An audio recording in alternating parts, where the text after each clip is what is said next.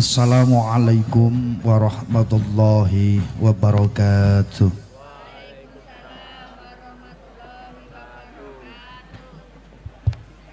Ila hadratin Nabiyil Mustafa Sayyidina wa Maulana Muhammadin sallallahu alaihi wasallam wa alihi wa azwaji wa ashabihi wa auladihi wa dzurriyyatihi syannil qudusi sultanul auliya Syekh Abdul Qadir Jilani radhiyallahu an.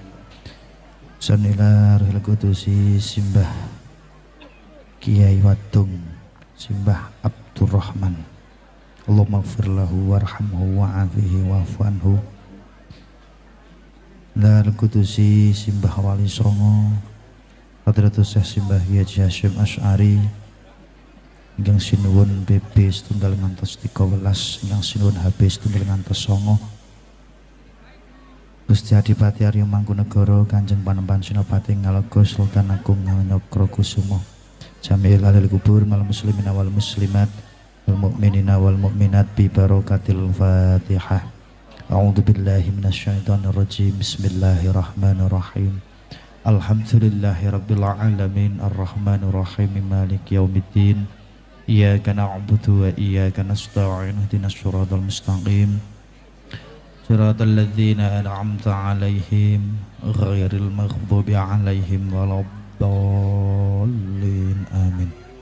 Alhamdulillah wa syukurillah ala nikmatillah wa sahbihi wa mawallah.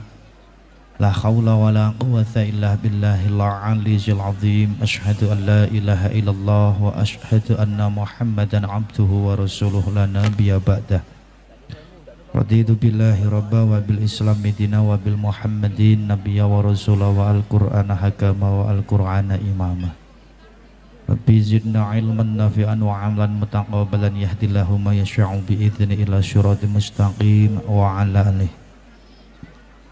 Wallahu ta'ala fil Qur'anil Karim. A'udzu billahi minasyaitonir rajim. Bismillahirrahmanirrahim. Ya ayatuhan nafsul mutmainnah irji'i ila rabbiki radiyatan mardiyah fadkhuli fi ibadi wadkhuli jannatin. Qala Rasulullah sallallahu alaihi wasallam idza mata ibnu adam in qata anhu amaluhu ila min thalasin sadaqatin syariatin au ilmin yuntafa'u bihi awalatin sholihin yatullah al hadis au kama qala amma ba'd.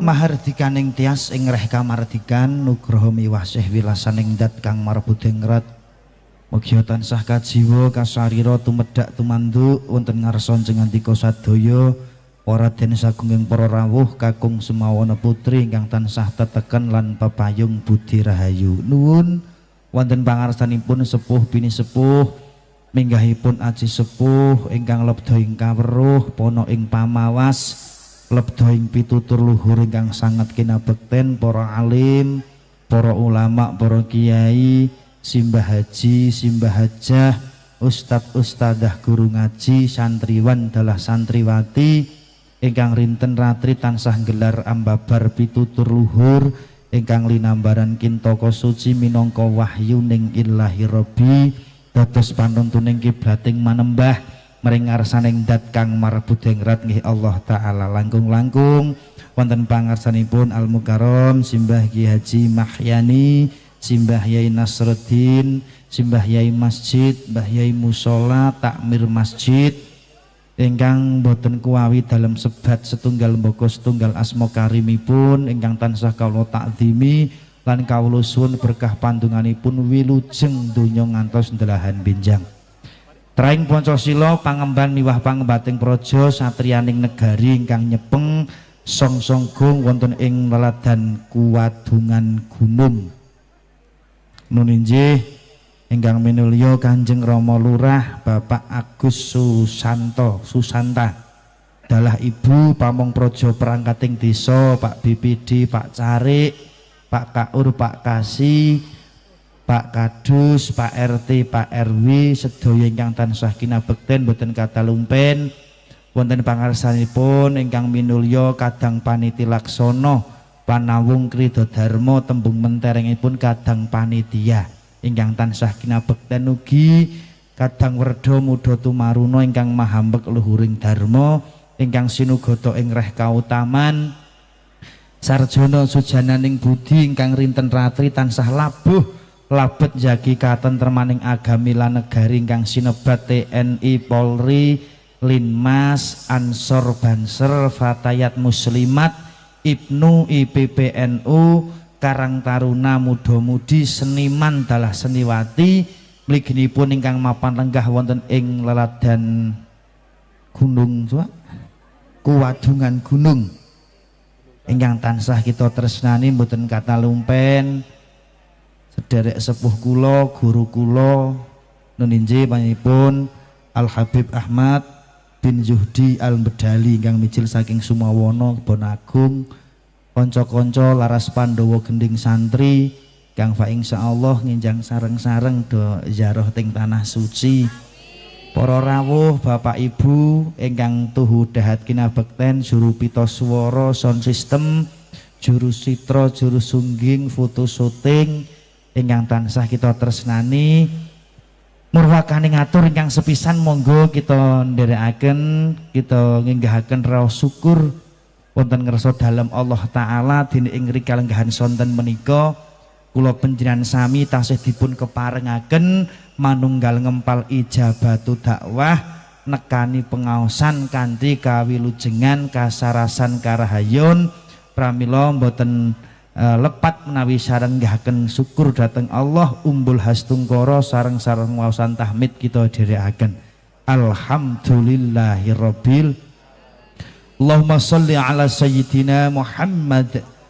Syukur ingkang angka kalih selawat minggahipun salam mugi katetepna kunjuk dhateng wiyosan dalem junjungan kita, bendoro kita, panutan kita ingkang benjang calon badhe paring syafaat miwah pitulungan dhateng kita Muhammadun basyarun lakal basar bal huwa kal yakuti bainal hajari mustikaning jagat memani ing bawana langgeng wiyosan dalem Rasulullah Muhammad sallallahu alaihi wasallam. Mugi-mugi ingkang sama rawuh sonten menika estu kagolong kacatet minangka dados umatipun lan yektos benjang wonten ing delahan yaumil qiyamah mugi tansah pikantuk syafaat lan pitulungan ingkang agung amin Allahumma.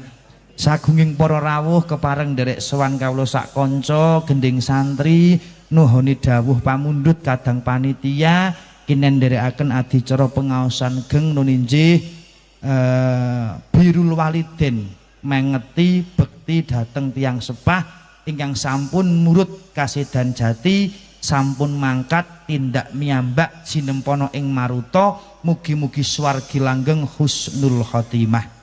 Nuninjih kholipun simbah Kiai Wadung utawi simbah Yai Abdurrahman ingkang kaping 18 menika tandha yekti warga Kuwadungan Gunung tasih tresna dhateng tiyang sepah najan tiyang sepah sampun boten wonten niki tandane wong urip ngrumat wong sing wis ora ana. Lho nek cara Mbah Kiai nika matur ngopeni wong tuwa ana karo ngopeni wong tuwa sing wis ora ana niku kok gampang ngopeni wong tuwa sing wis ora ana. Ning jero aja ndonga sing ana lek kono ana ki nggih ampun nggih.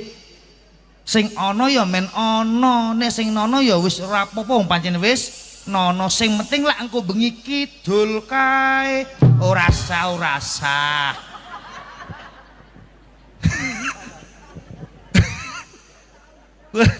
Kula nek krungu lagu kuwi kok tak sauri cokan. Agar bolo kula ke tenggak sama senggane kuwi. Ya Mas Yahya wong kula nggih kakon ngaji rono tanggal pira kae Januari.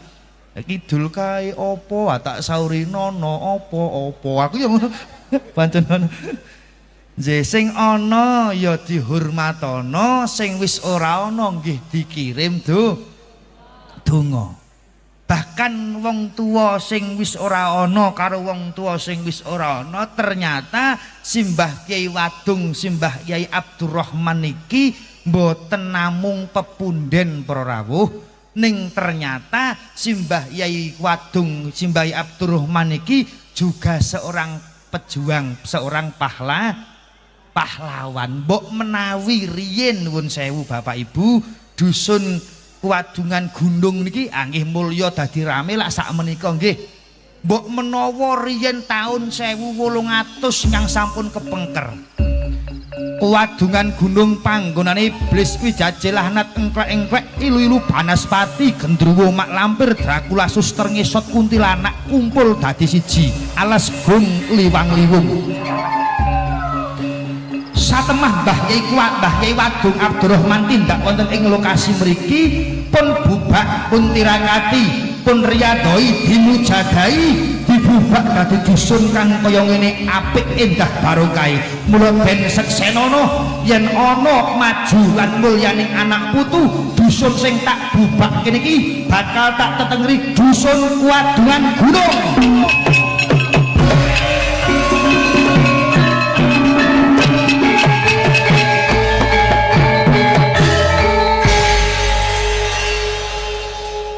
Wong ngene iki nek ora gawan ya ora iso.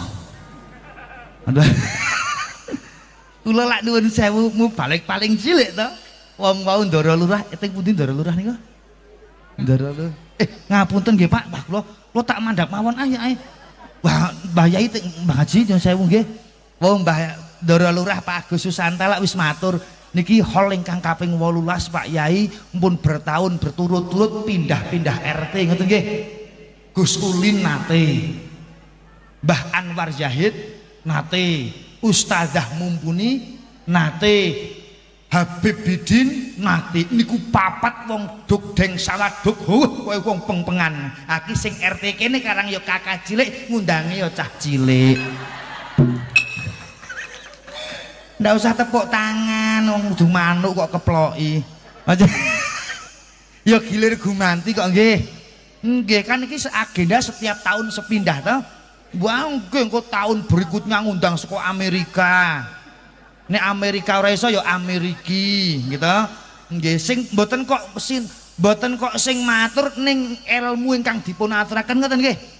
Berdasarkan Quran hadits ijma' lan qiyas ahlu sunnah wal jamaah. Nggih mboten wonten lepatipun Bapak Ibu dipun riwayataken At-Tirmidzi nika dipun ngendikaaken setiap setahun pisan Kanjeng Nabi niku minggah teng Bukit Uhud. Ngertos Bukit Uhud? Alah niku to gondo paraan gondo suli terus Bukit Uhud niku lak Madinah nggih. Nggih mugi-mugi mawon warga ageng Wadungan Gunung iki kula dongake delok engkas do tindak ngulon Allahumma. Nggih teng Candi Rata, teng Bejen, teng ngadi. Ya tegese iso ibadah umroh nggih. Allahumma. Kula nggih nyuwun dongane bocah-bocah mburi mawon kanca-kanca mburi kula nika ya muga-muga iso tindak ngulon nggih. Ketoke teng Batang to piyangke kapan nggih? Tak ngulon to kowe. Nggih. Oh niki mboten wonten lepatipun khol niku awit jamanipun Kanjeng Nabi. Setiap setahun sepindah Kanjeng Nabi minggah teng Bukit Uhud ndongake suhada Uhud ingkang seda ing madyaning peperangan Badar Uhud. Teng mriku niku enten makomipun singane Gusti Allah Asadullah pamanipun Kanjeng Nabi. Asmanipun sinten Pak? Bu kala-kala maca sejarah to Bu manu ya. Ayo anane nyong ngundang dapur mungkin men ngerti to ya yang nyauri ngono. Sayyidina Hamzah teng mriku niku enten napa wong sing sami syahid bahkan wonten berita wonten sakniki mboten berita ditemplekke teng ngajeng makom Uhud nika nggih ra ketung pangapa-pangapa sing go cek mik nggih tau mrika nggih arep kok enom kaya ngeten teng Mekah wis ping pisan kok. Ya mending bangane gurung. Ya jane mpun niat Pak Kiai ning pancen dereng diceluk mriko kok nggih.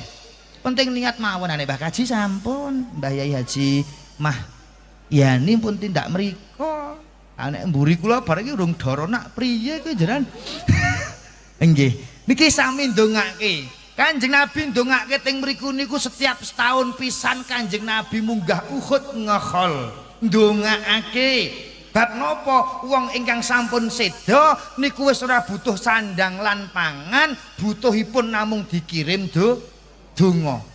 Bahkan enten sing matur Pak Yai donga ki jane tekan apa ora lak muni ngono bareng ana ki. Jaman sakniki ki werna-werna kok ning mriki insyaallah Mbak Derek Mbah Yai Nahdijin kok nggih. Mu teko ndongaake perkara tekan luweh ora tekan ya muga-muga tekan kok. Nggih to. Allahumma ighfir lahum warhamhum wa'afihi wa'fu. Jelas to niku nggih. Ndongaake penting do nyatane sakwene do tahlilan do yasinan ya ora bali yasin karo tahlil. Nek ora tekan lak do bali to ya. Nah, penting ndongaake. Bab wong teng sareyan niku kaya dene wong kintir. Kados dene wong keli, Pak. Njur kok ditekani warga sing tasih gesang do sami zaroh mriku niku lir kadya wong niku wong keli, nek mriki keli kintir apa keli ya? Lelep. Ha niku kaya dene diuncak. Nggih Pak, miyos mandhap mawon Pak, nggih. Tak anteni mau. Aku lha teng jero nggih diparingi unjukan. Ning ora legi ya. Aku lho jujur apa anane timbang ngapusi. Pancen adate wong kene nek eta pahit teh sing pahit tapi apa panas legi kentuk apa pinas gidel. Heeh. Nggih, nggih sembah nuwun Pak Kesrah. Ndak Pak Kesrah niki. Oh Pak Kesrah. Kula camat, heeh. Calon mati. Tak dongake Pak Kesrah. Nggih, nggih. Ya Allah jan.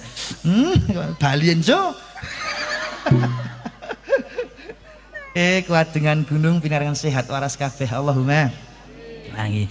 Sakbadanipun Kanjeng Nabi seda, khol niku dipun lajengaken Sayyidina Abu Bakar, Umar, Usman lajeng mandhap. Angger Kanjeng Nabi kok nglampahi berarti niku dadi sunahipun Kanjeng Nabi, sunah Rasul. Mula Kanjeng Nabi setahun pisan minggah teng Uhud ndongaake syuhada Uhud. Njur kula jenengan setahun pisan ya do ndongaake ahli kubur nggih. Nek khol ngeten iki pisan ping kalih nalika sadranan. Nek ajeng nyadran kalih bodho kurang sedina lak do sami ring sareyan to. Nggih Bu. Nggih, nek mriki sing njaroh bapak ibu napa ibu tok napa bapak tok? Bapak ibu nggih. Ning kula nyuwun nggih Bu, nek gak alangan aja do tindak makom nggih. Wong kadang enten to Pak sing muni ngeten. Kula mboten ndonga kok Pak Kiai, najan gek batal nuwun saya mboten saru nggih. Najan gek batal kula mriku mung nyaponi tok. Lah kamangka njan gek batal mlebu sarek niku ndak nekake adabe Gusti Allah. Naudzubillah min. Dadi wong gek dalem mawon kersane bapak sing tindak. Nggih. Dori sarian rono do sami yaroh. Nyaponi kuburan, ndongaake. Walah ngopo? Ndonga semang ring kuburan gek nang omahe kena. Boleh nggih bener nang omah wae kena. Ning bektine anak karo wong sing wis ora ana lak ya tilik mriku niku ta. Nggih. Zaman semanten pancen kuntunah itukum ang ziyaratil kubur. Zaman semono njaroh kubur niku dilarang kalih Kanjeng Nabi, Pak. Zaman jahiliyah. Merga napa zaman jahiliyah wong do ziarah kubur do njaluk karo ahli kubur. Nek jane sakniki lak mboten nggih. Rono ki ora kok njaluk kaya ora bakal ngenehi kok. Cobi bodho kurang seminggu. Wetan omah kidul omah do tuku pakanan, tuku sandangan kanggo anakan. Kok delalah dhewe urung iso tuku apa-apa njur ziarah, Pak. Kula sepindah mriki ndongake bapak ping kalih kula ajeng nyuwun lak ora kena. Ngepakne ora bakal nyangoni. Njaluk apa to nok wong omah sawah bakon Tegalan tak tinggalke piyang kabeh nyong kirine menggawa putian ya 7 meter wek desa kok jarak jaluke teko meneh ya Allah. Waduh kan pancen jan luman-luman kok ya. Ya Allah matur suwun Pak Kesrah nggih. Oh kopi niki wedang legi to Pak? Nggih. Mbok demi Allah mau nang jero ki wong ora.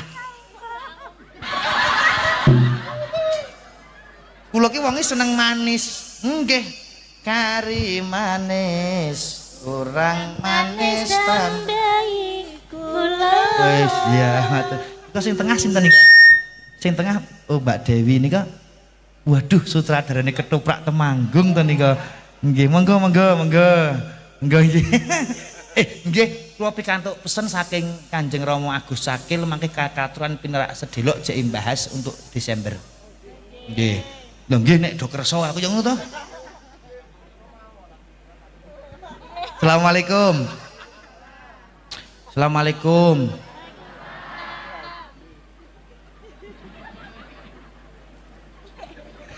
Sewu bakaji nggih niki jaro kubur ning mandang agama pun ditata Kanjeng Nabi fazuru halidzikril maut ayo do jaroh kubur mergo jaroh kubur niku ngelingke tekane pati dadi mriku niku ndongaake ora kok njaluk karo ahli kubur lah sunahe wong jaroh kubur leh tahlil marep ngetan leh ndonga marep ngulon ane terus langsung malep ngulon pripun Pak Kiai nggih mboten napa contone teng makom wali lak ajeng milih madhepe lak mboten saged wong pun kebak to kadang nah nek nyaponi saka sirah medun buka kitab usul fikih ndak ndani kula ngapusi saka sirah medun ampun saka sikil munggah tak nglilipi jane iki ya urang iki Pak wong wis nono terus cek dicoba apa kep uraya nek wajet ya nggih cobi ya wis nek sah kula ijol ra apa Mas kula ijol niki ra apa niki suarane rada penonton aku mohon maaf suaraku agak serak-serak oh sabar Mas tenang santai wae kula nek karo son tak dongake kabeh kula mboten nate duwe mungsuh tukang son mung tak dongake bendina acara kok ngopo gedene ora ana nika ora jalan to Pak mbok cobi acara apa saja sing melibatkan orang banyak mesti nggawa sound system kok nek ra nginggo aja-ajal nek iso 5 menit gorokane pedhot nggih nggih ziarah kubur resik-resik lajeng nek do ziarah kubur nika nek saged suket niku aja bubuti nggo tangan oh ngono aja prige Pak Kiai sosroi nggo arit napa nggo tumbas pacul cilik jenenge napa Pak Ndew ya banci nah banci cilik iki to Pak bab hakikatipun suket teng dhuwur kuburan niku ndongake ahli kubur sakniki makom di marmer di keramik meling-meling dhuwure ora karuan ning ora tau ditileki mending sing patokan pring tiap malam Jumat sore ditileki nggih Rejo Pruwah do urunan setahun geraang padat karya encuk urunan cuk gejaroh muter-muter telung dino patang bengi numpak bus sing isine wong swidak gamise anyar dinggo sangu rantang ringkot ale-ale sak piturute jaroh mubeng-mubeng tekan luar Jawa ngantek pirang-pirang dino ning sing wek dhewe kok ora tau tileki percuma leyayaan tekan kono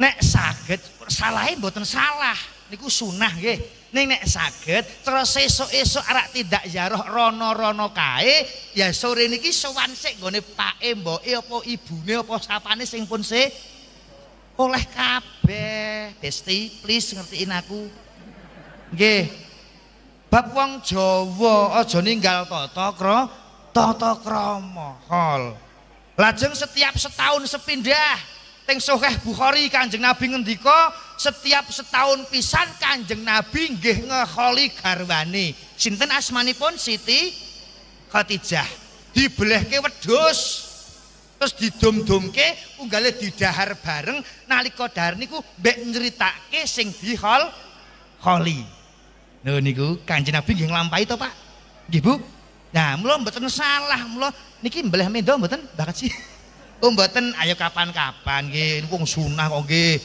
urusak dusun Nuwun sewu, Mbah Kiai Wadung iki berarti setunggal dusun apa desa Ndara Lurah?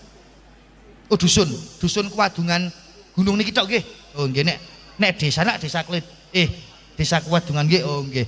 Ah urunan yo setahun pisan nggih. Mulih wedhus nggih. Nek ana ya ora sah. Berarti wingi nggih sami wilujengan napa nggih Pak? Ting makom napa ting dalem? Oh ting makom. Terus do selametan barang. Iya, apik ya wo? Tenan man, selametan kue. Kok do selametan barangnya men prige ya? Men paringi selamat. Makasih Mas. Waduh, Masya Allah, tak dengar kita tambah laris pokoknya. Enggak nek kula karo son tak dongakake mbok kok ngopo suarane tetep tak enggo tak dongakake wong pancen niku kahanane kok. Nek niki lak wis to, sone apik, operatore apik, dadine yo apik nyel. Sone apik, operatore urung patek nyel yo standar-standar saja. Sone operatore elek, sone elek nemen. Ning yo aja wong dia juga berjuang goleke rezeki anak bojo. Kula ki tak toto angger ngomong ki. Apa meneh angger di streaming kok ngene iki. Kula ki nuwun sewu, Bu. Mula aku gajeng nembang napa tak stop to. Kula ki tau di framing dihujat wong gara-gara nembang kuwe. Anang Magelang yo nyanyi kuwe. Wah, dikethok lagune dunggahke ting FZ. FZP, Instagram, apa kae. Walah sing unek-unek. Nek kiai nyanyi ki apa ya salah ya, Pak? Ya apa? Ana gamelane, ana musike ae nembangke ora apa-apa, wong hidup itu penuh dengan seni kok, Bu. Cobi sing waos Quran kala wau beto seni mboten. Ana bayati 1, bayati 2 niku lak nggo seni to niku. Mbah Yai sing waos tahlil ya Allahu Ahad, Allahu Samad. Orang mboten kul huwallahu ahad. Lah nganggo cengkok to, Pak. Nika masjid napa musala? Nika sing teng mriku nika sing tiap 5 wektu beto swara nika nggih nggawa seni ora ana andan kok mung Allahu Akbar. Astagfirullah mboten enten, tetep nggawa seni. Contone niki warga Kewadungan Gunung sakniki pengajian engko bengi warokan rokaatan ya aja lah anu ora apa-apa nek kula ngono nggone dhewe-dhewe nggih Pak. Wayahe jaran-jaran, wayahe warokan, wayahe salat. Sing penting napa seni kalih budaya niku ora ninggalke sing marake seni lan budaya ndadekke sulaya niku nalika napa? Nalika wong Islam melu kesenian, wayahe ngibadah ninggal ngibadah ngebotke kesenian. Nek kula tak dukung wong-wong nggih seni mang buka YouTube ketoprak temanggungan lak ana dapure nyong nang kono. Tenan wo, nyong melu ndak ora wo. Anu mboten kok pamer Pak, men padha nek kula niku ya wong seni to maksudnya men padha-padha senine to. Seni ki sentuhan rohani to. Lho engke wong maca ayat Quran kuwi nggawa seni ora apa-apa nang nggone dhewe-dhewe. Pun slametan niku men paringi slamet. Merga napa? Setuhune wong sedekah niku nolak balak sedekawan niku lak ngoten niku tembunge. Dadi slametan niku awit zaman napa Kanjeng Nabi nggih slametan Pak Kiai? Nggih sik. Kanjeng Nabi nggih nindakake slametan ning beda karo nggon dhewe. Nek mriko barokahan, nek nggon dhewe berkat. Berkat ki mabrek ngarek ngangkat, rasah ragat, rasah syarat. Dundang tahlil ora muni merem ora apa-apa, sing penting mangkat. Engko bali mesti digawani. Mula diterusake. Le tahlil kuwi ora kok merem kuwi. Ngen kula ki sok ana to Pak Pak Kesra. Pak Kesra nggih. Pak Kesra, Pak Kadus yang pundi wau nika? Oh nika Pak Kadus nggih Pak. Mboten sing setunggal wau kok nang ndi kae. Nggih. Lho nggih mriku nika. Niki Pak Carik. Pak Carik jenengan. Pak pelayanan Bu Carik ingkang ya Allah, kula Pak Carik. Sareng yung ya Allah. Andele. Bu Carik sehat selalu nggih.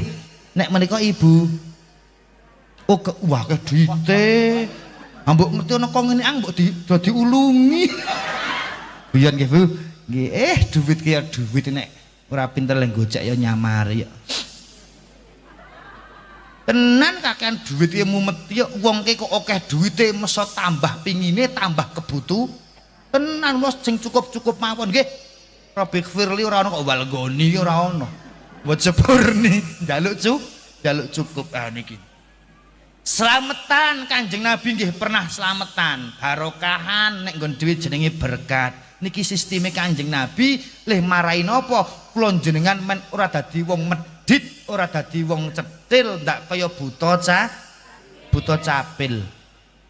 Oh cakil, buta cakil. Tahun pinten 620 Hijriah. Masehi 5 Hijriah sasine Sawal niku Kanjeng Nabi nindakake slametan.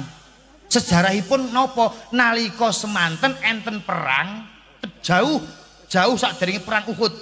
Perang napa perang Khandaq niku pun enten lah lak ngertos sejarah sak ketung sekedhik nggih Bu. Ya manfaate ngundang dapure kiai iki lak ya ngene iki sithik-sithik ya. Enjang jane ya ora ngerti dadi kok ngene anggean. Biyen teko pamit ngaji kok beruh kok iso dadi kok ngene anggean. Ora ngerti. Teko tak lakoni saanane. Ana ya ditampa ora ana ya genahake. Nono kok. Sallu ala Nabi Muhammad. Perang Khandaq niku kaum muslimin, wong muslim kaseser ing yuda utawa kalah merga jumlahe wong kafir saking kathahipun. Lajeng mundur ing madyaning palagan enten salah satunggaling sahabat saking Persia asmanipun Salman Al-Farisi.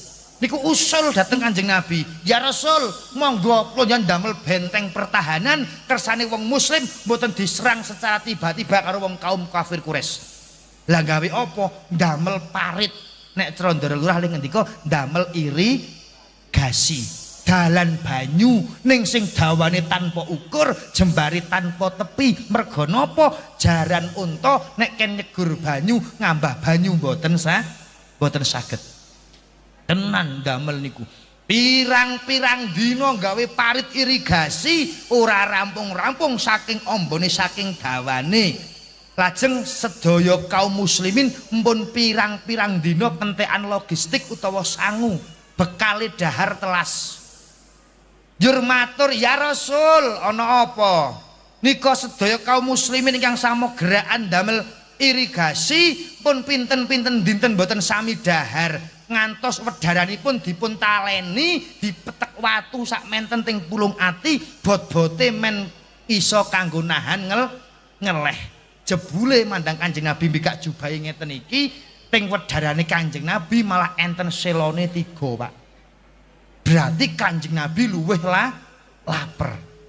Nalika Kanjeng Nabi mbikak jubahipun sahabat Jabir Al Ansori niku pirsa, ya Allah, wedharane Kanjeng Nabi kok nglempet.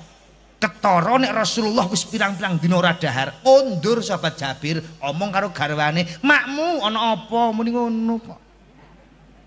"Ana apa, Pak?" "Nyong mau weruh wedharane Kanjeng Nabi kok nglempet ya makmu, piang ndi apa ki sing kok temanggungan ya?" "Piang ndi apa? Roti gandum to, Pak, karo wedhus emeng cempe, beleh ya, Pak." "Ane mung cempe aluweh ora cempe-cempenan." Roti gandum dimasak, cempe utawa wedhus dimasak, mung dados 2 manci cilik ketel nek trenggen kula. Manci sing kamot setengah kilo sekilo niku lho Bu. Nika sing saka lemah jenenge ketel nek utawa Kendal nek mriki duka. Napa nek mriki? Kendil. Lah kaji nah niku. Tenan mung dadi 2 kendil utawa 2 manci cilik. "Pak, wis mateng, Pak. Kono Kanjeng Nabi lek diaturi tindak rene, ayo didahar bareng." "Ya Rasul, ana apa Jabir? Kula pirsa wedharane jenengan kok nglempet. Lah kula melas nek njanipun pinten-pinten dinten dereng dahar. Nika garwa kula masak roti gandum kalih mbeleh wedhus. Monggo jenengan kula aturi tindak teng griya kula dahar riyin." Sing diaturi dahar niku namung Kanjeng Nabi. Aning pemimpin apik disiarke jajal. Kamu kok sing gerakan atusan. Kaya bojone Jabir sak sing wedok moplok to. Dina iki sahabat Jabir arep do ngendurekke, mula do tindak rono ya. Mlebu 10-10 omahe Jabir cilik ya. Piye Pak ming rong manci kok sing teko sakmono kae njur piye? Sik tak matur Kanjeng Nabi.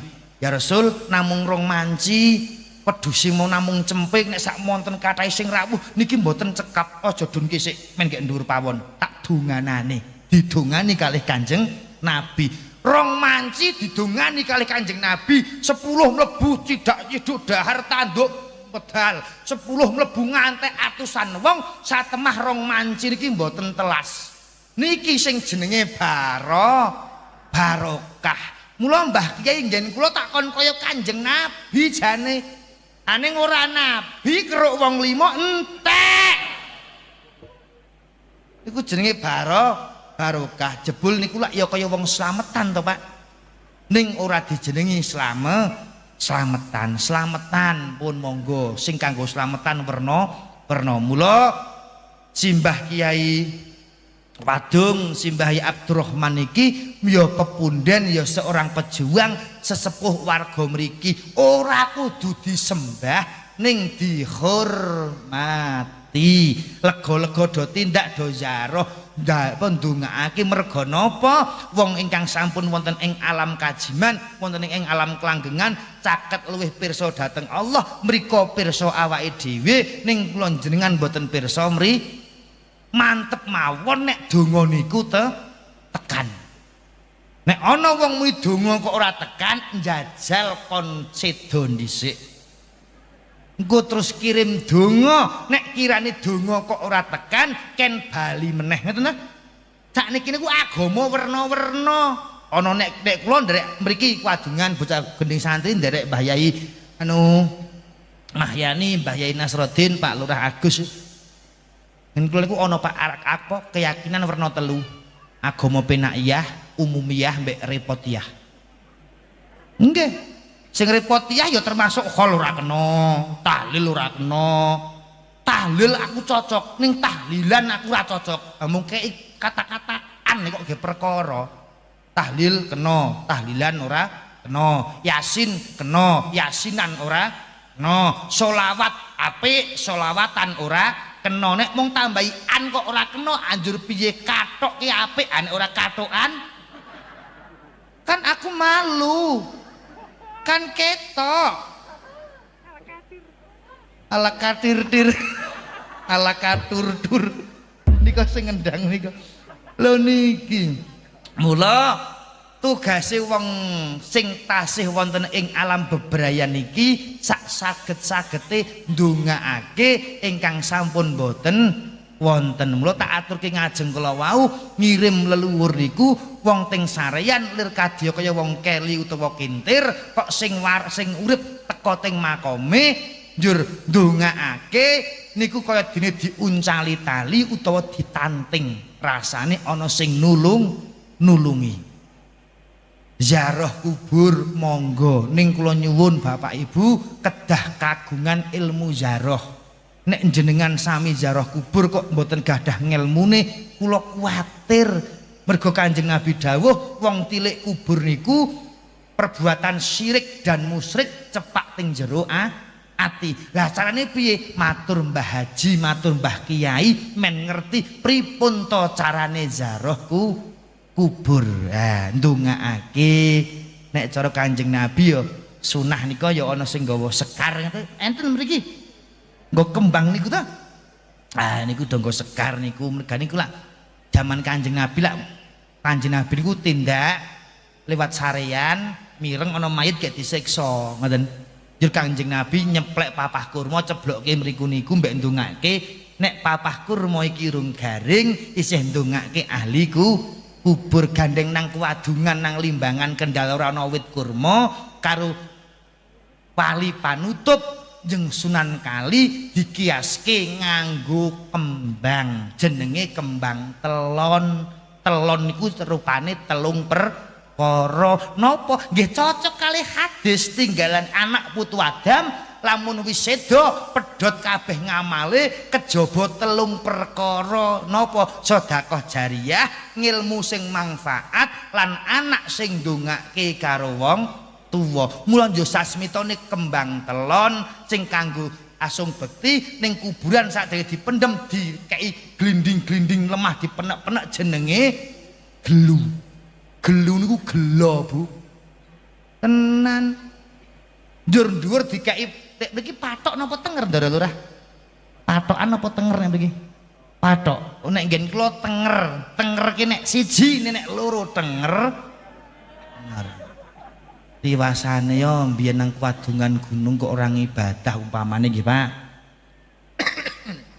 nek kula ngilingake awak kula dhewe karo kanca-kanca ya mliginipun padha muslime padha nabine padha sesembahane nggih saling mengingatkan nggih Pak ning lak kula sistemipun mboten meksa jenengan nggih mboten meksa niki sejarah khol niku teng mriku niku terus enten salah satu galing tiyang ngendika teng Riyadhus Shalihin ya Rasul ngopo Kang mboke kula seda ya Rasul kula duwe pengangen-angen nek cara simbok niku isih urip mesti pengen sedekah ha nek kula sedekah njur ganjarane tak kirim ki simbok sing teng sarean niku ndak kenging Rasul pola naam kenging Kanjeng Nabi matur mula dipun ngendikaken setiap jam kalih dalu Kanjeng Nabi mesti ziarah teng makom baki niku makom pinggiripun Masjid Nabawi bejo Pak Bu kula njen urip teng desa ngeten iki ziarah kubur iso suwi iso ndonga werna nek teng Mekah Madinah mboten enten wong legake jagong suwe njur ndonga keterak kancane tur ndonga ngangkat tangan iku nek teng Mekah nek mboten teng jero masjid mboten pareng doyak-oyak askare Madinah pulisine Madinah haji haram ngangkat tangan nggih tuku teng jero masjid niku nek teng mriko nek nggon dhewe sak-sake nggih nang WC kadang karo ngene barang kok nang alas nang kali nang sarean ngeten iki tandha nyuwun dhateng Gusti dikulinake nek ndonga niku jangan diangkat nek dereng rampung dungane Mbah Kiai aja didunke sik ngoten nggih nika teng Bulughul Maram nika kula tau maca nah niku kenging kena ono dayara lah mula nek mriki niki sekedhik mbahas tata carane wong Jawa ning ora lepas saking syariat Kanjeng Nabi ngoten nggih Mbah Yai nggih Pak Lurah nggih mriki enten adate wong mati ngesur tanah enten nelung dina mitung dina enten 40 nyatus mendak pisan pindho nyewu enten nggih niku nggih enten dawuhe mboten angger ora mung tiru sinten Amirul Mukminin Umar bin Khattab ngendika nalika Kanjeng Nabi seda nelung dina bab wong seda wong seda niku ganjarane mandek 3 dina terus ana 3 dina munggah neh mandek teng 7 dina nek jane Bapak Ibu nek teng kitab nika ora langsung 40 bar 7 dina terus nyelawe dina sik nggih ning nek ngen dhewe lak dereng umum to Pak bar 7 dina terus matang puluh njur nyatus enten terus mriki enten adate wong seda goreng sarian disawuri kembang enten jerone kembang baskom kayak duit kricik ngeten niku kayak beras kapirata maksudnya prige kuwi cang tak ngerti iki wong-wong wedok kuwi kok gawe kok nek bapakne ora tau gawe ambero nyong melu-melu bae biyen kok ngeten lho Bu entenipun beras kuning karo duit niku edbakipun para sahabat riyen niku zaman jahiliyah nek ana wong seda do ora gelem ngetutke tekan makom tekan kuburan do wedi ya nyong etok merinding kadang kok nyong tahu lho Pak Kesra Pak pelayanan Bu Carik Bu Bendahara Pak Lurah Pak Kadus perangkat kene kok nek karo perangkate ra ngajeni ora ditampa nang masyarakat lah bali nganggur angsane kok dene selawe jeh dinyang kawe rupiah nah niku do mboten purun napa ndugekke jenazah saking makom kamu kok tadkiratul maut ngetutke jenazah ngantek mendem ku lak njur ngelingke pati jebul sok ben awake dhewe bakal kaya ngono kanggo ngaji ziyadatul khair ben tambah kebagusane njur kali sahabat iki piye to kidung anu ngeterke ring sarian kok ora tekan kuburan njur sahabat reka-reka duwe napa jenengane intimidasi kok intimidasi apa ki Pak inovasi duwe gagasan saben mayit digawa ring kuburan enten salah satu dari sahabat teng ngajeng kalih betok emas rencekan emas cilik-cilik wae pure ngoten nuwun sewu kula dorene ya wis ora penak bahas iki teng ngandhap kok kan aku ndak kuwalat pure betok emas njur do goleki emase akhire do tekan gandeng sakinang Temanggung nek emas 6.700 nek emas tuwa meh 2 juta nyong ngerti wong iki bengi bar kok ki gelang simbok entek 30.000 gelang-gelangan ke kae permen ka niku meh 2 juta emas tuwa nggih kados ini teng berita niku njur karo Njeng Sunan Kalijaga gandeng mas saya larang njur disasmitoke nganggo beras kapirata jerone dikeki dhuwit kricik dhuwit kembang angger mayit mlaku disaburke klinting ana ditik karepe kon do njikuki dhuwit iki lho karepe ning sing nggawa baskom rada nakal ketok dirogoh kok ngrenjel gembol dhewe ayo nono sing golek itu njuran niku nggih enten to ngoten niku njur mriki enten adicara sing jenenge mayit arep diangkatke jenenge brobosan enten mboten enten nuwun sewu niku ora kena gepathokan nggih niku naluri adat nggih tak cek enten nika angger kono kae mbahane diangkatke lek do apa ki lek do mblobosi men do lali lek ngono to kleru tembunge kono mbrobosi mbahne dangkatke men lek lali aja ngono tembunge men eling mbrobosi kok men lali ya mempene anak putu do rasa boku kuburane ya kon lali kok kono mbrobosi mbahne dangkatke men do eling ngono nggih eling ngono kok kon lali memper nek sukete sing tuwa sak mene-mene wong apa-apa ya mung gentenan kok niki dalam sing tanduri Lombok niki lak kudu kagungane wong sakniki niku wong biyen to nggih apa-apa ki lak gentenan to jamane kok bondo donya sawah montor nggih gek bojoe gentenan kadang kok andak ora to bapak sedo umpamane njur ibu isih ting-ting dipek wong papunan kono ngisor umpamane to kapunan kene ngisor lak gentenan to niku nek lak wis ditinggal sedo nek gurung ya aja ala katir-tir nggih gentenan mula monggo Bapak Ibu hal menika dipun jadikan momentum kita untuk nopo untuk eling sing jenenge mati dimanapun ada bayanganmu nggih ta dimanapun ada bayang-bayang kemati kamangka sakniki wong akeh termasuk yen kula 2 minggu berturut-turut sedone ora gerah Pak RT iki ora loro karo ngarep omah nika kok kering nang alas ketemu kok ijeng gocek arit Pak ngenten iki lih-lih kajeng gocek arit lak kula dikabeh terus teng wono dhuwur desa tak parani karo kanca-kanca iki wis jan gocek antek angel dicopot ampun wit maesuk ya itu jan ngenten iki mbok yo men bali sik men adus jane malaikat ke yo men madang men luhuran barang jane to wis tekan omah gek pateni jane yo. Malaikat iki jan pancen kuwanten nggih Pak Lurah. Ning tak kira karo malaikat goleki ring omah nono ya itu. Ketemu nang alas pateni nang alas kok jan kranji. Fa idza ja'ajaluhum la yastaqiruna sya'atan wa la yastaqdimun lamun ajal niku wis teka jokke mboten saged dundurke nggih mboten mongko siap mergo ora di SMS ora di WA ora dikabari siap ora siap kudu mangkat dene sapa sing urung siap kok mangkat niku nantang malaikat pun ingkang penting al istiqomah khairun min alfi karomah istiqomah ibadahipun Allahumma nyongke ora anu ibadah ning pitakon kubur wis tak laminating tak print tak templekke nang kamar lawang. Dadi mlebu metu omah nyong mesti maca ning ora ibadah ki.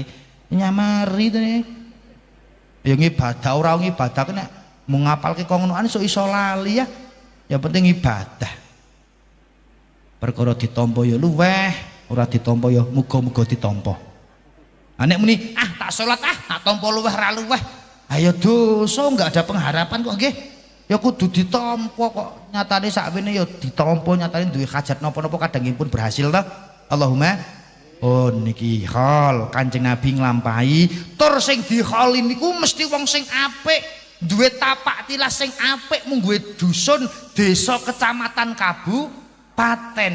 Contonipun Mbah Kyai Wadung, Simbah Kyai Abdul Rahman. Napak tilas diholi. Jenengan ndak nate sewu nggih Pak. Jenengan ndak nate mireng ana hol kok ngeholi Pendeta Durna. Ngeholi Patih Sengkuni ndak enten. Sing diholi wong sing apik, duwe tapak tilas sing apik, sing sae begitu maksudnya aku. Ora Kiai bagus kok meleng-meleng. Jongasi aku udah punya. Ya cuman mengagumi ya itu. Ngono ae kan terus becare anu ibu keuangan iki nggih. Lha kene pirsa Bu keuangan Ibu nun sewu paring asma. Ibu busum nggih. Busum nggih kok kula nek pirsa busumi hati kok kelingan. Oh sik ta wong nyong durung rampung lih cerita kok wis diguyu. Kula ki mbiyen tau ngaos teng daerah Sumawana ki ndek kanca pondok kados busum niku apa to ndarani to? Ora cetha-cetha. Sakniki bakul jipang ngawur. Kullu nafsing dha'iqatul maut, sing duwe raga duwe nyawa mesti bakal ngicipi sing jenenge mati. Mula napa anak putu Adam lamun sedo pedhot kabeh ngamali kejawi tigang perkawis sedekah jariyah, ngilmu sing manfaat ingkang kula garis bawahi anak sing ndongake wong tuwa. Ngendi ana anak wani marang wong tuwa yen nganti ana sewu siji semi. Ngendi ana anak wani marang wong tuwa yen nganti ana sewu siji semi. Sargane dunya ana sukune wong tuwa wong tuhu suci ketika jarane Rabbi laula akhartani ila ajalin qarib. Rumaosipun uwong ingkang sampun nuwun sewu makomipun pundi nika? Rumangsane ingkang sampun wonten menika napa kadampun tentrem dereng, empun jenjem dereng, nika tasih mbutuhke anak waladin sholihin yad ulah. Allahumma sing teng mriku nika tasih betake Rabbi laula Gusti nika nggih bengok mbok kula tak wangsul teng kuwadungan gunung sedina mawon kula tak salat kula tak ngibadah teng mriki panase ora karuan. Anak nono sing do teko ndongake ora nono. Tak rewangi ora kaji ora umroh kak ngragati kanggo anak sekolah. Bot-bote anak nono sing ngerti babakan agama kaya ngene raosipun tak wangsul sedina mawon teng kuwadungan gunung kula tak sedekah kula tak salat.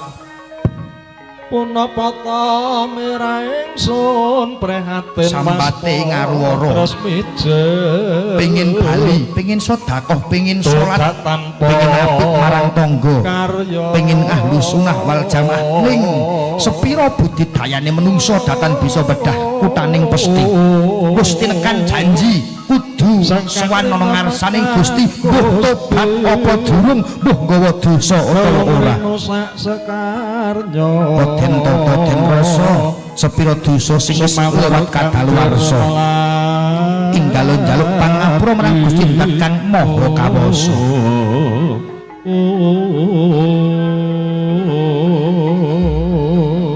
Kados ngoten sambate wonten ing alam barzah udan tangis tiap dina.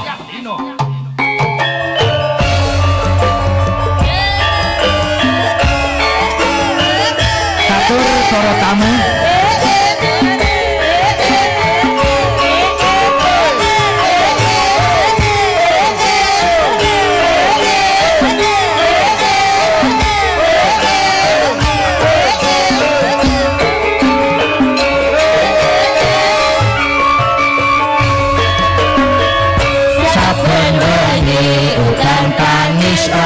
suwes wetune ing dosa mugi Gusti kersa paring tobat dhateng kula dosa kula kathah pindha umpul ing segara lan dikiri duka rasa jroning katu eling marang dosa kang wis kapilakonku lewat kanggo laku manembah kudu miturut monggo dosa iku nyepuro kang satu karespan gending santri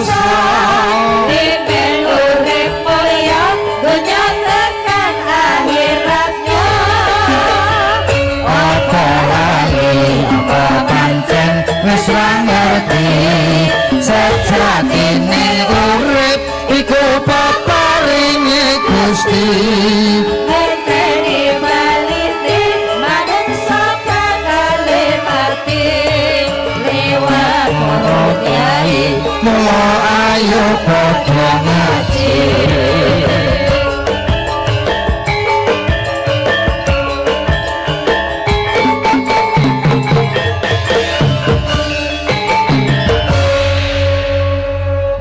Fil aba fil adna, apa yang dilakukan orang tua bisa jadi ditiru karo anak. Mugi-mugi mawon warga Kuwadungan Gunung pikantuk dzurriyyah ingkang waladin sholihin yatullah. Allahumma do sholih sholihah ngajine pinter sekolahe pinter sing penting wayahe ngaos nggih ken ngaos wayahe sekolah nggih ken sekolah perkara pinter lan boten niku sampun dadi kekuasaanipun Gusti Allah. Mula khol niki kanggo mengeti Simbah Yai Abdurrahman Simbah Kiai Wadung ingkang kaping 18 muga-muga barokah katampa wonten ngersane Gusti Allah. Tambah tahun tambah barokah tambah meriah amin Allahumma.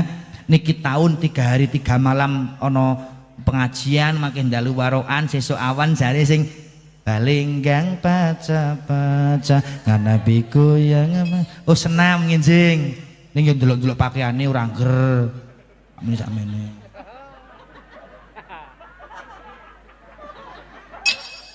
Kadang lak cok enten to nika senam nang tempat kan enten to nika Pak setahun Bu tempat senam to. Tempat senam. Wah, pakane metut kadang sing wetan tok niki sak menten difoto ge story sampeyan dosa nglarani atine wong lanang. Mirengke kowe. Saya sorry saya galak nyong nggih. Priye ngurung madang barang kok. Ya empun tawani kali Mbah Haji ning kula mboten kulino arep munggah panggung kok. Maem kok mangan ora bosong. Oh iki ngopo bahagia temen to janan. Wis mari, alhamdulillah ya nang. Ana tukang orjen kok lara untu. Daripada sakit hati lebih wegah lara kabeh kok wegah kok ngono kae. Saiki nek wong lara weteng gori rumah sakit diimpus masuk angin tau numon sampeyan loro tukuk tangga-tangga do tilik. Nok kok nono ya Bu? Nek wong loro tuh kadang sok nganti abon ngono to, larane lek ya tenanan to. Nono wong tilik ki kok ya nggo gula-gula apa potil apa marning jane to. Kon protol sisan menan to. Nggih. Pun jaga aurat nggih Bu nggih. Iman-iman dongake bapak le golek ngopeni anak putu men paringi tutuk Allahumma jenengan senam nggih senam boleh arep nganggo baju apa karepe ning jangan pertontonkan di depan umum. Nek ge story lak sing roh wong pirang-pirang. Aku lho kecok mbuka HP kadang cok tak tutupi ngene iki jek. Ajane iki kaya niki wau Pak Kesra bicare ajeng mangkat mriki niki tekan Bangjo sadenge istiwa liya Pak pom bensin itu. Aku lak ampun ting garis marka, lak aturane Pak polisi nek mandek ning lampu Bangjo tidak boleh melewati garis marka. Kulo pas Pak ting garis marka. Lak berarti ngarep kudune wis ora ana to niku. Cah lanang wedok boncengan Pak numpak Honda Ninja sing wedok bonceng, lek sing wedok pas ning bonceng mburi lakan nggo kathoke adine sing wedok niku. Ha metetet kae lek kene iki ana tulisane kene kita Bu, ana tulisane SMS ki jajal. Silit meletek sithik jajal. Tak tamatke iki dosa. Ora tak tamat kok jan pas nang ngarepan. Nek ora tak tamatke wong barang gratis to. Ha sok ben nyong ditendhok karo malaikat tak sauri, mboten salah kula malaikat. Nek kanthek kula kok merem nabrak mesti wong nyopir kok kon merem. Andane kok nggih, mulai apik-apike wong sing gelem eling mati nggih. Allahumma nggih, mosok niki gembar-gembor disiarke. Kono apa nang masjid nang musala disiarke sing sida kae tangga desa, tangga kecamatan. Ning suatu saat sing disiarke jenenge kita to nggih. Nggih nek ngen kula pathokan wong sida ijin beto kentongan Pak Lurah. Nek anggar kentong ping sedasa niku sida, nek sing sida kok tangga sebelah mboten kentong, cukup disiarke tur nyiarke wong seda ngen dusune dhewe karo dusun sebelah nggih kula pun benten nek sing seda wong sebelah innalillahine keri nek sing seda dusune dhewe bar uluk salam terus ge innalillahi kena ge titen paling ngeri ge jaman corona ki to sedina kok nyiarke ping 7 barang nyong suwe-suwe wegah sama nek jinjim malaikat kok nyuar-nyuarke jikuk sisane priye jajal kan aku takut Pak Yai tentang seda siarke dhewe kono nyong wedi hak ngono. Tangga sebelah ki ora lara bar mangan ububur kok masuk angin obat kok terus ngene iki kok ngene iki nono jek lho lak mriki enten to nek ana wong seda terus ibu-ibu do nyepak yu eling yu do nyepak niku to eling yu eling nyong sapa ngono to nek cara nyong nang pinggire tak dupak kok Pak Kesra bicare Pak Kadus Pak Lurah Mbah Yai dipun ngendikaken wong arep seda sekarat pati niku larane 700 sabetan pedang. Ha kok malah ditakoni nyong sapa? Adik iki jenengane sapa wae dhewe kok lali. Yu eling asmane Allah. Allah yu Allah. Yu nyong sapa yu nyong sapa? Tak dupak nek cara nyong. Gek ngrasake lara kok takon nyong. Kong nderek ngapunten nggih kula ting wingking jan konggeng pancen gawe seneng Pak Weh bojone pun lairan meneh nggih ajeng mangke warokane mriki mawon kula gadah anu Pak gadah menapa gadah kanca pinter warokan nika sing nyaron nika wah nika warokan nika ning tak kei jeneng warok setanting warok kok jan gering ora warok setanting kurang gizi nggih ajeng maem bakwan gedhi nggih nika sing ngedram gimbal nika jenengane gimbal nggih ngopo to nilai jame dhewe kok ora oleh mau ki Pak Kesra Pak anu ki ya ngeten iki kok ora disurak ngerti nyong ki wong neko ngo perasaan mengilai jam kok disuraki tuku popes enjo asli kiye aku nggo siji bali ya asli niki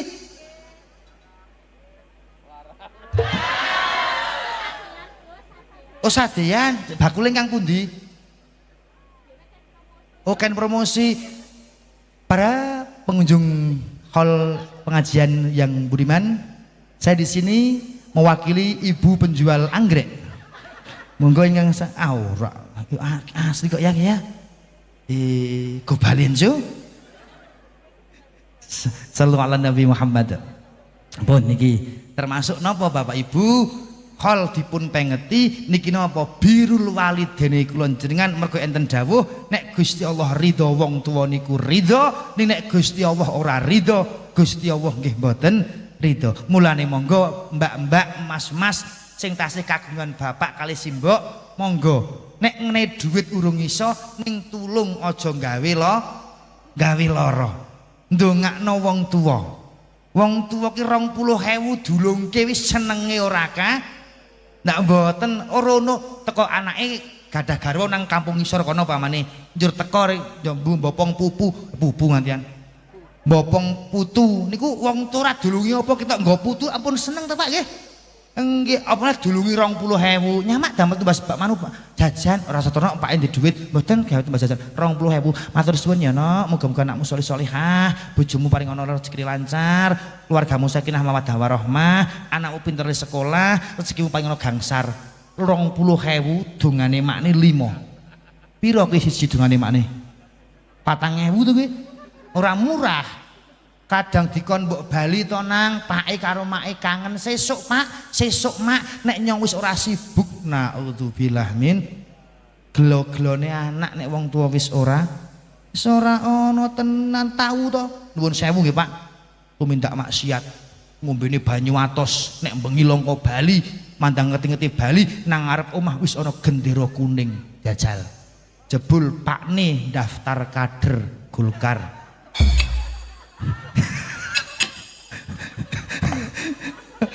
Nggih, lho nggih, mula nika terus enten niki bahas-bahas sing babakan urusan hol-hol kemawon. Jadi begitu hol niki mergo anane anak ingkang solih lan nek warga Kuwadungan Gunung niki ora mudeng babakan agama, mungkin mawon hol ora ana nggih mboten. Lak ngerti to nek kabeh niki tinggalane wong sing wis ora ana. Mula alhamdulillah dipun terusaken ziarah kubur terus nggih Pak Bu nggih.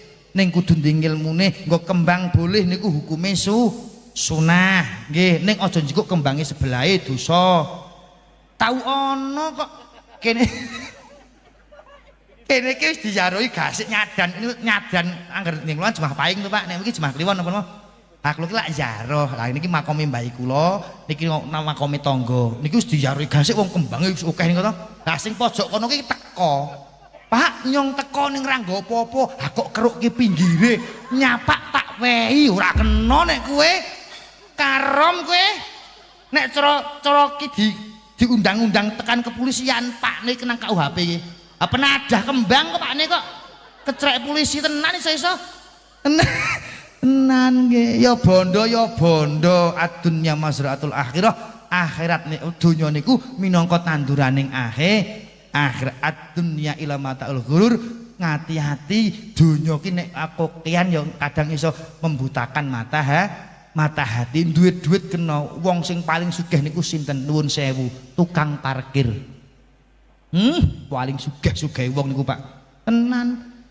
Honda teko ditampa montor apik-apik teko ora umum sak lapangan montor karo Honda Ewon sugih ora sugih mandangan Honda lunga siji montor lunga saka siji entek ngerti-ngerti lapangane kosong entek getun ora tukang parkir mergo dhek rumangsa nek donya niki mung titipan begitu maksudnya aku nggih donya ki ya donya niki ngati-ati wong kekakean donya ora gelem ngilo wong ki mbok ngilo jane nggih pun ngilo ning kan tahanan kok nggih mpun do asar dereng Bu.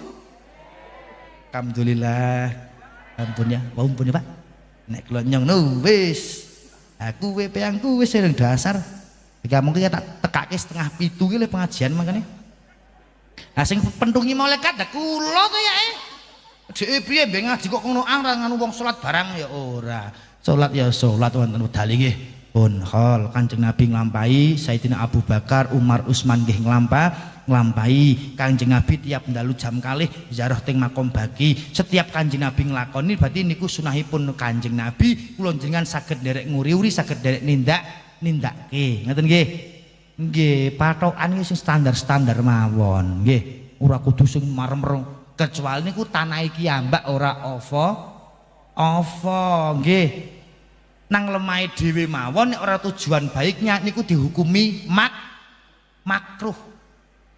Lah nek makome nek niku makom tanah weke napa wakaf desa. Ala ngentek-enteki kancane to kuwi.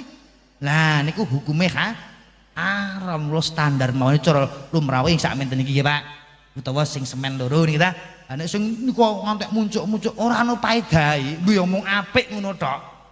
Ning ora tau parani ora kacek ora kacek meneh pun monggo sedekah niki sedekah jariah ngilmu sing manfaat napa sedekah jariah kulo makrufun sedekah perbuatan baik niku sedekah dadi setiap perbuatan baik diniatke kanggo wong sing wis ora ana ganjarane niku tekan napa mboten naam tekan Allahumma contone panjenengan nek mriki lak nek nika sampun lombok napa brambang Dara Lurah sak menika sampun nanam lombok napa brambang nek mriki cabe wingi mbako nggih mbako nandur mbako ndelalah hasilnya kalau wingi pas wayah mbakon oleh duit 20 juta upamane nggih umpama lho kuwi 20 juta kamangka lemah sing ditanduri iki lemah tinggalane bapak lek bapak wis ora ana umpama njur bapak wis ora ana kuwi lemah sing ninggali bapak njur panen mbako oleh 20 juta ki kira-kira sing cegurke masjid musala ki 2 juta apa 3 juta apa 5 apa 10 apa belas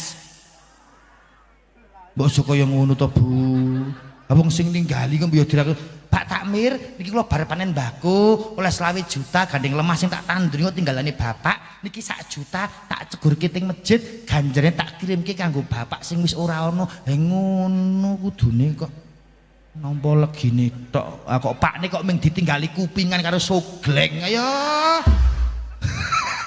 dilarang petik kupingan dan sogleng mergo masih payu nggih kula ngertos wong nyong ki asli wong kidul yan kok kula ki trah Temanggung lho Bu ndak ora kok peyang kok ora gatekake mboke kula ki wong Kaloran pake kula wong Kendal dari yang karep dapure kok ini jah trah Temanggung menoreh Sindoro Sumbing mlok Kanjeng Rama Lurah Bapak Agus Susanta niki aslinipun Pak Agus Susanta ning panggilan teng kampung Pak Agus Susanto lah niki wong kula wis konfirmasi karo Pak Lurah kok bolo kowe ngucuk nang kae cok jajan bareng kula niku teng rapatan paraan pasar legi kae to ning bengi Pak Lurah longgar teng Gus mandhap jajan cok wong jajan ndek nyong ki ya muga-muga lek lakon ngono ae wong pancen rung tahu nggih Pak kapan-kapan nggih ayam nggih ayam goreng oh ya tahu ya Allah Bali enjo ayam Pak Lurah ke telu sing diarah kerukunan ketentraman dan keadilan masyarakat niki Pak ngono saking kongeten lembelani warga dusun desa napa Wadungan Gunung mula dihormati diregani ya aja man di nek manggil iki nek iso ya aja Pak Lurah rada sing rada berbobot nggih sapa kula wau muni piye karo Pak Lurah bola bali ndara to mergo Temanggung diapit 2 gunung Sindoro Sumbing dadi ndara kudu akeh leh eling lho Sasmita ki ndarani lho nek njeruk Pak Lurah aja muni Pak Lurah didhuwurke sithik men rada berbobot nggih ndara lurah mlo sak payah-payah nek petuk Pak Lurah aja anu ting kantor Pak Lurah ora berbobot tindak kantor ndara lurah ngono ndara ki wong Sindoro Sumbing dadi ndara kudu akeh leh eling to masuk Pak Kesra Pak pelayanan mbruh nglayani apa ae nyong ora mudeng kowe nglayani wong ngutang kok kae nek pelayanan duit sing Ibu Busum nggih Bu Ibu Bu Sumiati nggih su niku luwih punya kelebihan mie iki bakmi sok gawe wareke wong ati ki duwe rasa dadi duwe kelebihan sok sedekah daran karo sapa-sapa ngono kandhane andeng pinggir irung jarene tiwas tak pandeng rawani nembung andeng isor lambe cerewet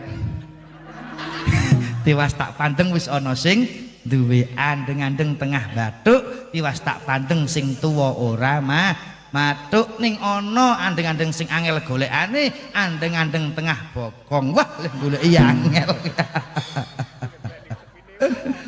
Sallu ala Nabi Muhammad. Ya sakarepe lak manggon ngandeng gitu. Pun tiba. Wis rasa tiba. Aki ada YouTube lho ke kok viral. Ketak-ketok sing di men dipikir dewi-dewi wis mugi sehat panjang yuswa Allahumma termasuk ibadahipun zaman sakniki wong wis akeh ninggalke perkara sing wajib ning mendahulukan perkara sing sunnah wajibipun monggo termasuk ibadah salatipun bab napa ibadah salat niku ibadah sing sayyidul ibadah puncake ibadah yang tidak bisa diganggu gugat wa aqimus shalah wa atuz zakah warka'um ma'arakiin dirikanlah salat kita mung 5 menit ta Bu ning kadang abote ora ruwan mergo napa 5 menit urusan kalian Gusti Allah hanek setengah jam 2 jam tuh anjajal nek urusan karo donya lak jan enting banget cobi lenggah awit jam 09.00 penter nganti nduhur ngobrol tekan dindi betah mawon Allahu Akbar wis andan to ke jam piro apa malah nyalahke sing andan ono andan kok Allahu Akbar malah takon kae iki sing andan sapa ya wong arek mangkat kok sebang takon sing kalingan nang bandongan aku. Assalamualaikum. Pun setuhune mati niku pasti mula warga ageng Kewadungan Gunung estu nek mriki lak dereng wonten ingkang ngrasake malam pertama to. Nek malam pertama duwe bojo mungkin pun nglampahi ning malam pertama teng alam barzah. Jane kula gajeng mboten cerita Pak aning ora wulung yo tekan Pak. Mriki ndak enten basane wong turu tindien. Napa Pak? Tindien apa rep-repen nek mriki? Tindien niku ta Bu? Tak omongi Dun nek ngerti piang. Mi, Suyami, Partini, Parni, Sukini, rungokke Tun.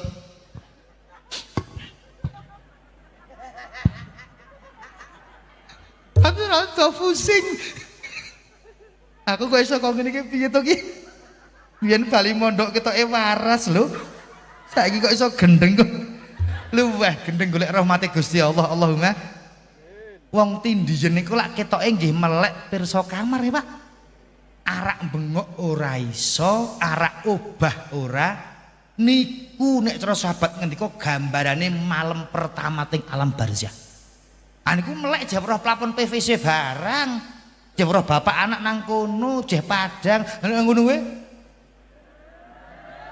Malah seneng piang nek nang kae kono ketok pinggir dalan nono tadi disuceni digotong diulesi ditalkin dipendem niku pirsa kaya dene ngimpi mandang sing ngeterke jangkah 7 langkah mundur ruh wangsulke melih kalih Gusti Allah bleng urip melih teng jero kubur ke Pak jegegah alhamdulillah jebul nyongkok ngimpi ning kok peteng dedet apa mati lampu ya ambune kok lemah tok to ge pakane nyong wis kaya ngene gek sadar nek kuwi jenengan kula wis tekan alam kubur muga-muga paring istiqomah paring ana husnul khotimah ingkang bagen hal niki jadikan momentum untuk berbenah diri mulat sari rohang rasa wani introspeksi diri tekan dilih ibadah tekan dilih ngawula dhateng Gusti Allah muga-muga selamat donya kubur tekan akhirat amin Allahumma mugi-mugi mawon Kewadungan Gunung tebih saking bebaya Pancakra coba lan donga tolak balak Bungwilahe ngawi gena mastuna masidam sekaring bawana langgeng langgeng rahayu lumintu warga agung Kewadungan Gunung selamat saking ribet rahayu saking bebendu niskala saking bebaya Slamet donya, slamet kubur, slamet akhirat. Keluarga kuwadungan gunung tentrem ayom ayem jenjem gemah ripah sinawi.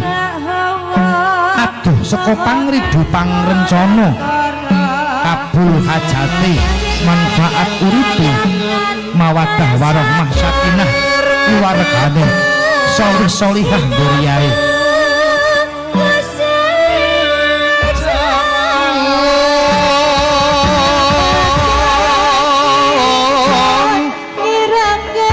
Sarate pandang sumunu madang jroning pasarean.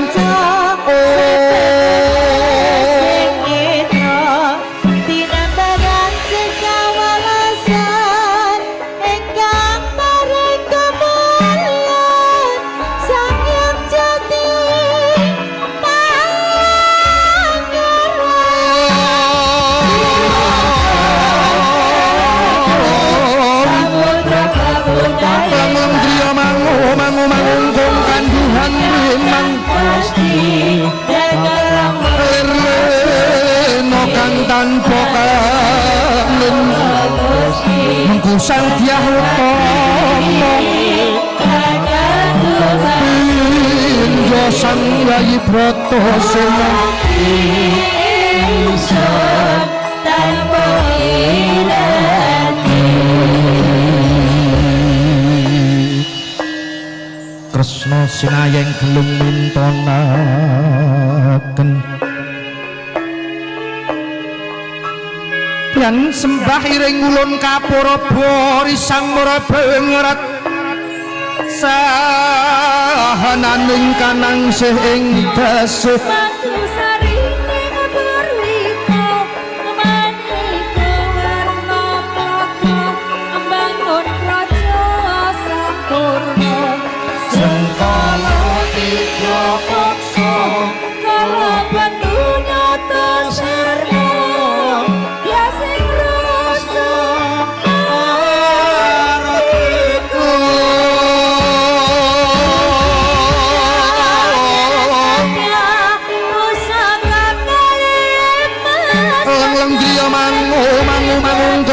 Tuhan remang lerleno kang tanpa kangen dikaya laksana biar mancing sikra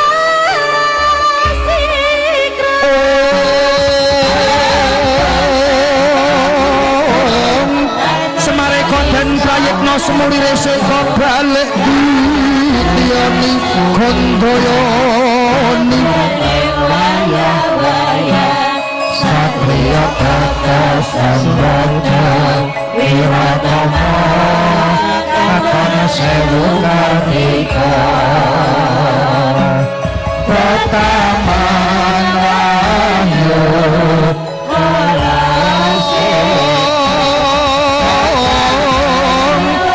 karat yang saranane wong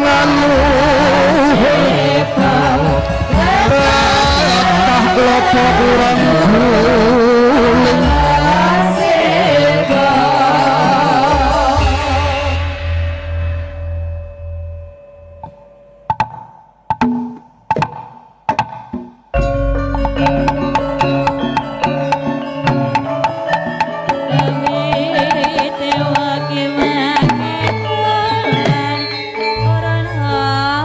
Ngata Bagamonya Jada Palawasa Tada Karacanaha.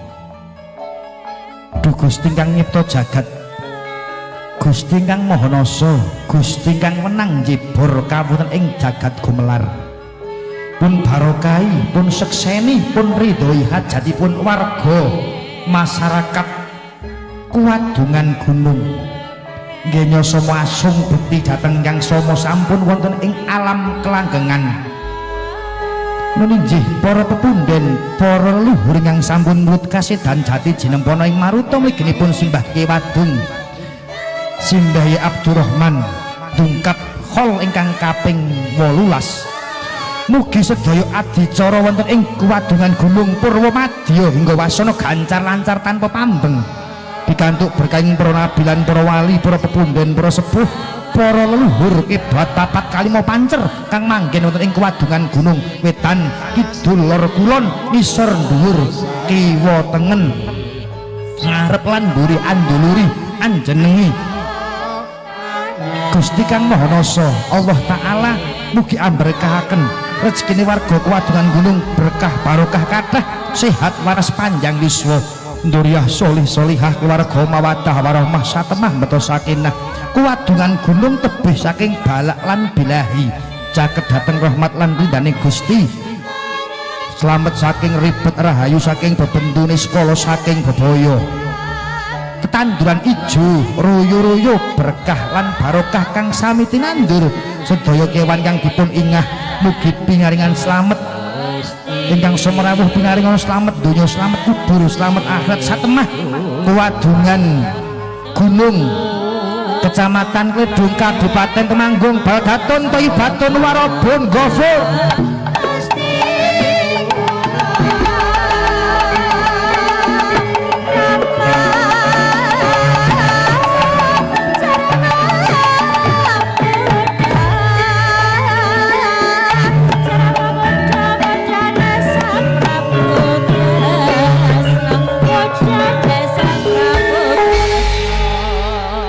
jam 3:15 kula minggah niki wis jam 5 karo tengah jam punjul seprapat nek tak leren kadosipun luwes tur niki nek bapak-bapak wau sing ting lebet pun somo asar nek ibu lak dereng to mbok menawi enten sing dereng ajeng salat dhewe napa disolati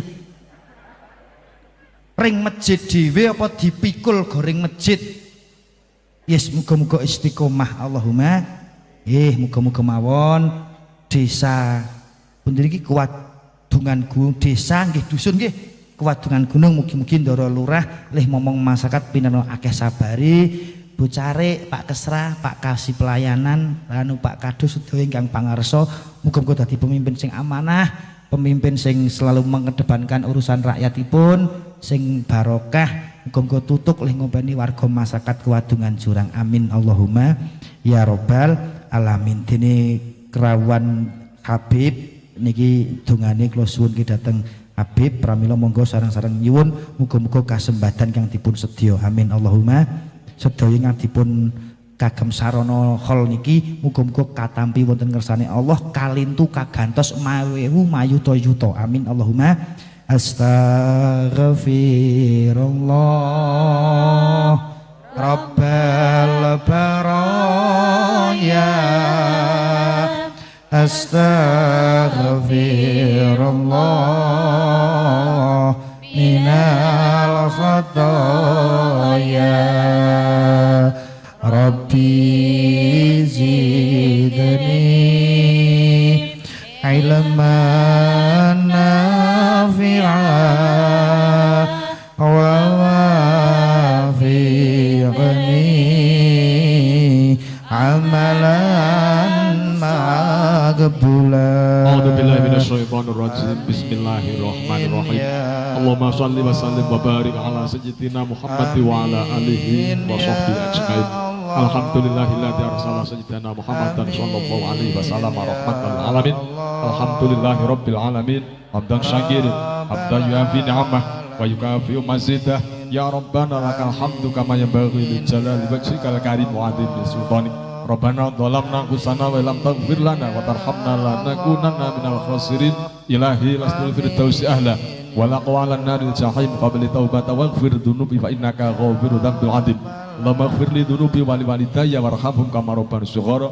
Allahumma adfa'na al-ghala wal bala wal waba wal fahsya wal munkar wa suyufal mukhtalifata was sadaita mihan ma dhahara minha ma batan min baladina Indonesia khassah wa min buldan muslimin amahinaka ala kulli syai'in qadir.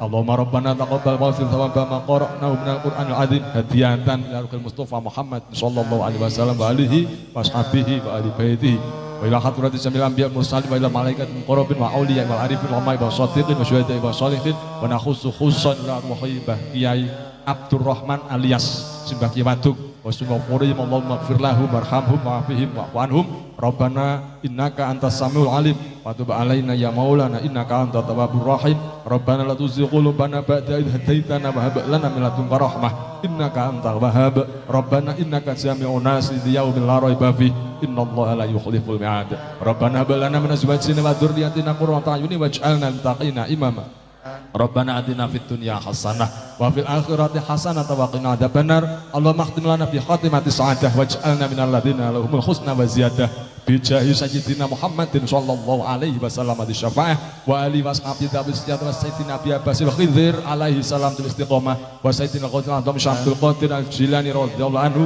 Syekh Muhammad Bahauddin Naqsyabandi Sahabi Hasan As-Sajid wa Sulhim bil karam al barakah wa sallallahu alaihi sayyidina Muhammad wa ala alihi wa sahbihi wa baraka wa sallam subhana rabbika rabbil izzati amma yasifun wa salamun alal mursalin walhamdulillahi rabbil alamin. Saking para rawuh mekaten semanten kekirangan kalepatan saking jubul ing kula pribadi sak kanca dene wonten larasipun yakta sepi tedah saking Allah taala mugi sak kondur panjenengan tansah mangya rahayu kalis ing sambikala menawi wonten larasipun pititah saking Allah taala sak sireping hastungkara mandhapipun wahyu katentreman Allahumma hatinallahu ikum ajmain. Assalamualaikum warahmatullahi wabarakatuh.